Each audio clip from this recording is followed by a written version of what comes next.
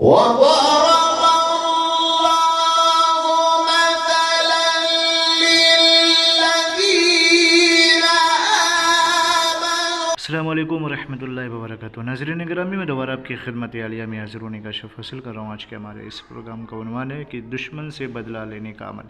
لیکن اس سے پہلے کہ اس عمل کے بارے میں آپ کی خدمت عالیہ میں کچھ عرض کروں، گزارش کرتا ہوں کہ محترم ناظرین یاد رکھیں، ہمارے جتنے بھی عمل ہوتے ہیں وہ صرف اور صرف جائز مقصد کے لیے ہوتے ہیں، ناجائز کاموں کے لیے، غلط کاموں کے لیے، حرام کاموں کے لیے ہماری طرف سے کسی کو بھی کسی طریقے کی کوئی اجازت نہیں ہے۔ یاد رکھیں، ہمارا سینٹر روحانی سینٹر، ہم ٹونا، جادو، سپلی، بلیک میجک، شیطانی عمل کے ذریعے سے کوئی بھی عمل انجام نہیں دیتے۔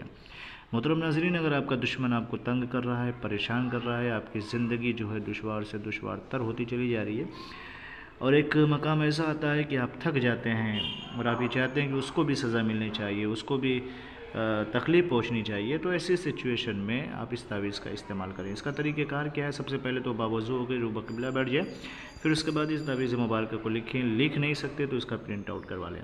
جب پرنٹ آؤٹ کروا لیں تو پھر اس کے بعد نیچے لکھیں، یہ جو جگہ خالی ہے، فلاں بن فلاں علی فلاں بن فلاں، فلاں بن فلاں، فلاں بن فلاں لکھ دیجیے گا، چاہے اللہ لکھیں یا نہ لکھیں۔ فلاں بن یعنی دشمن کا نام اور اس کی ماں کا نام لکھ کر کے اس تعویذ کو روئی میں لپیٹ کر کے رات میں جلانا ہے، اور جب جل جائے تو اس کی راکھ جو ہے پانی میں ڈال دیں۔